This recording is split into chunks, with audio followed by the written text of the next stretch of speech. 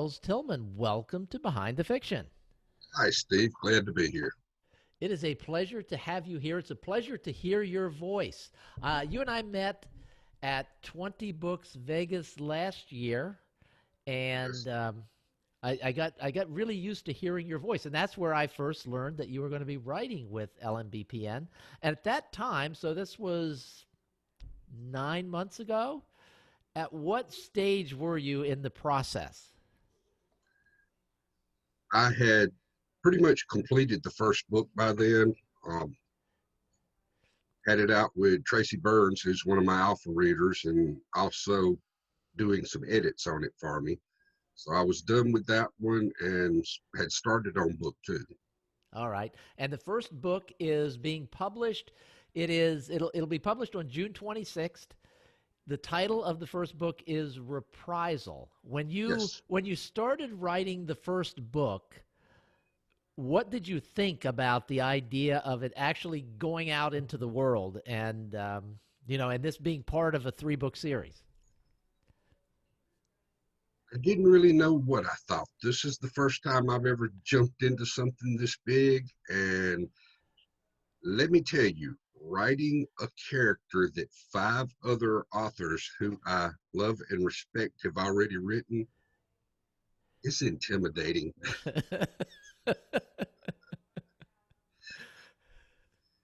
But Well, I've, you're so we're talking about Akio. I mean, this yes, is the series title is Akio Revelations. For people who are familiar with the Kurtherian Gambit, you know the story of Akio.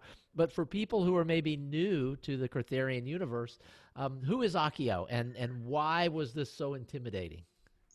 Akio is a vampire. He's, for the ones that know, he's one of Bethany Ann's personal guard, a queen's bitch. For the ones that don't know, he's also a 500-year-old samurai warrior who was turned into a vampire and worked for the bad guys for several centuries until Gabrielle freed him and his brothers from the clutches of the Forsaken and invited them to join the good guys, which is Bethany Ann's vampires and werewolves and assorted people. And you mentioned he being a part of the Queen's bitches. The Queen, for those of you who don't know, is Bethany Ann, and she's sort of, I mean, she's the central figure of the Kurtherian universe. So why did you decide? You had written in as part of a fans' right anthology a couple of years ago in the Orus Saren universe. So why did you decide I want my first full-length book to be in the Kurtherian universe? Michael decided this was going to be a full length book. My intentions were to write a fanfic short story about Akio, and I approached Michael about it in 2018 at Vegas, actually. Uh huh. Um, and our versions of this differ just a little bit, but what I heard Michael say was, "Yeah, I think that would be all right. Send me 30,000 words and let's see what you got." Well, I had just submitted the very first thing I had ever written for other people to read, which was my Orseran short story. And well, I exited that conversation pretty quick. But I thought about it a few months, and I guess in April of 19, I reached out to Michael and we talked a little bit. And, for those that don't know, Akio is Michael's character. He created him. So that's why I was asking Michael for permission to write him. Well, I got in touch with Michael and said, "Hey, I think I want to give this a try." So he was a lot more reasonable the second time. "Send me 1,000 words. Let's see what you got." I sent him that, and then he said, "Okay, do me some more and let's see how it tests in beta." The beta readers got it, and a few months later, it was a full-length novel. Took longer to do it than I thought it did, but as I mentioned, five other people have written Akio in several different series in the Kurtherian Gambit. And I had to read all of those books to get what I needed. Yeah, because I wanted to, I had to follow the canon of what was already written. So I reread 22 books, something like that, to get where I could start writing this. Well, how did you let's take several steps back. How did you first get involved with Michael and the worlds of the Kurtherian universe and the Orsaran universe? I've been an avid reader forever. Um, I'm one of those people before ebooks were around. I would have a book in every room. I would be reading 3 or 4 books at a time. So when the ebooks came around, my wife gave me an ultimatum: get a Kindle or else, because she was tired of books being all over the house. And I saw Michael's ad on Facebook uh, for his first ones. You Hmm. know, something along the lines of everything you know about Where's the Vampires is wrong, uh, dot, dot, dot. And I looked at the ad a few times and didn't click on the book. And then one day I was looking for something to read and said, let's see what this guy's got. Well, about halfway through the first book, yeah, Michael had me hooked. And I guess I was reading the 3rd or 4th one and sent Michael a message in Messenger. So in the back of the book, it's join my Facebook and all that. So I did all of that. Well, I hadn't even turned away, and I get a ding, and my God, the author of this book just answered me.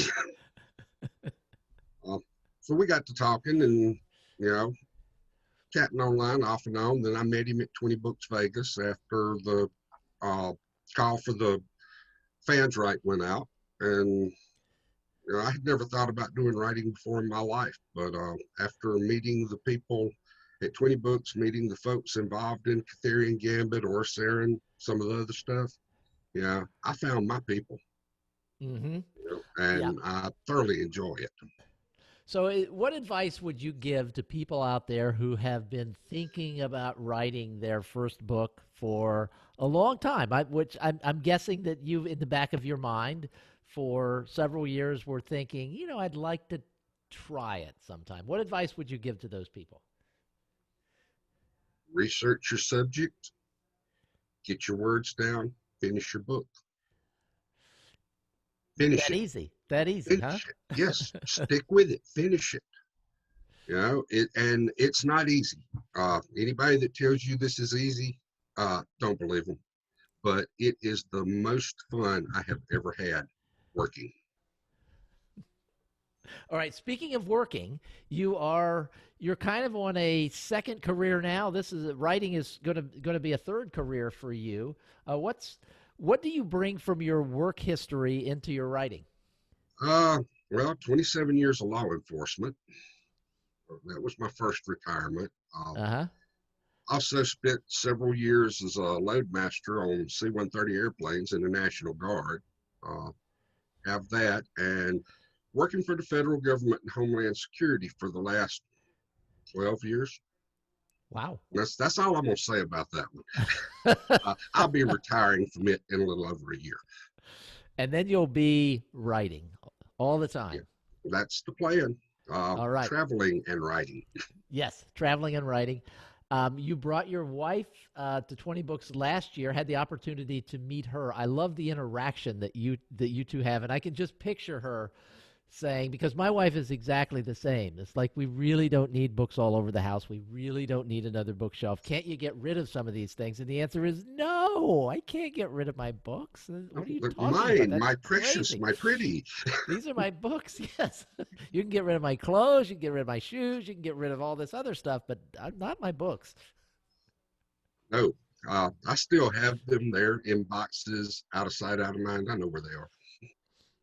All right. So you've gone through the process of writing the first book, but before you even got very far along in writing the first book, I'm sure you had the conversation with Michael that's like, we don't really do one book. We do a series. I think I was the one that threw that out because Okay. as I got to going, I realized that Akio is a complex character.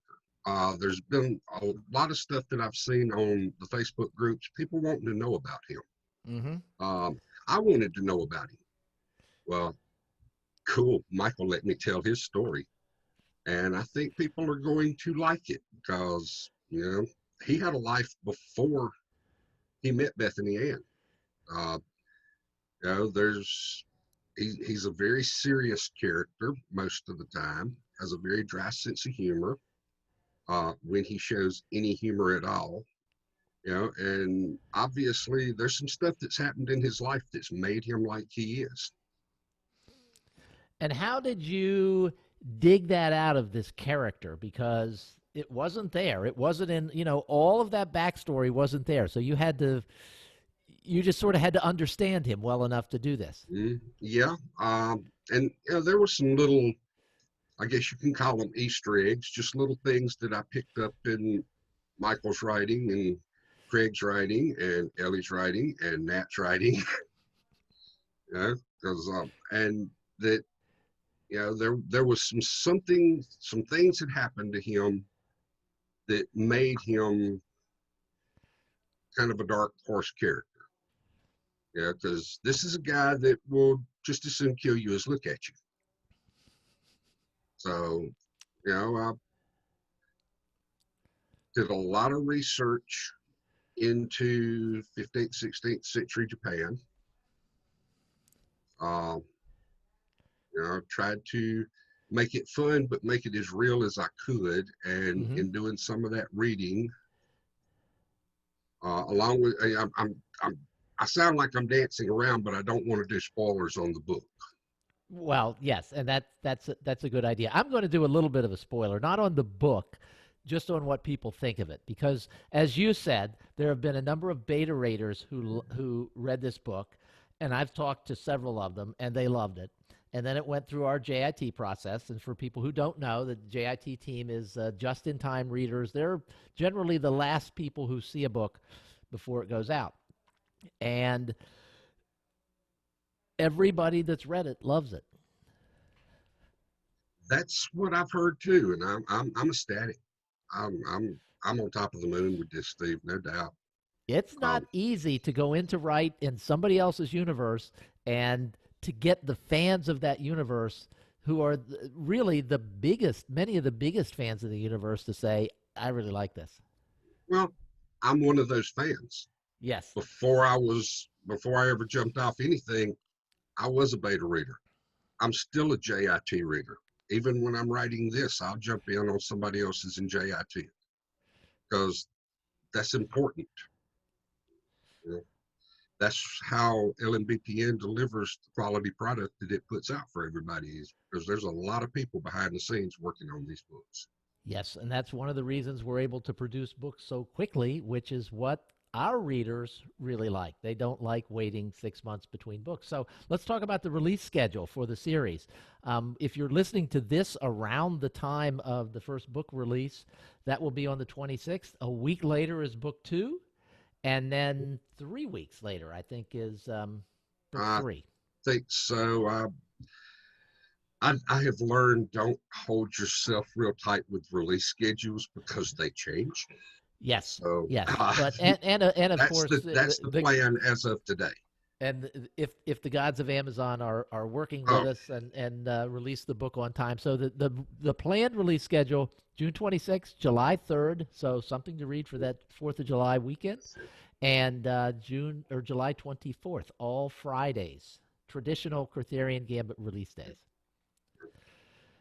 um, and I've told a story here that's a story like I would want to read.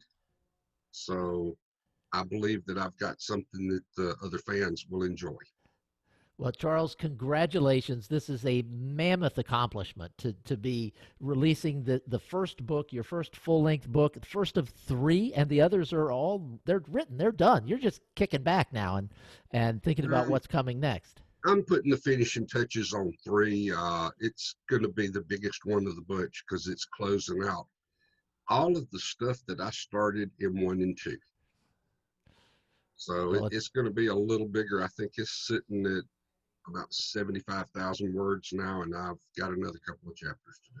all right. Well, this is going to be a fun series. We're so excited for you, so happy for you, and for the fans out there, we're happy for you too because you're really going to enjoy this series. Charles, thank you so much for being with us on Behind the Fiction. Thank you, Steve, and I hope to do it again soon.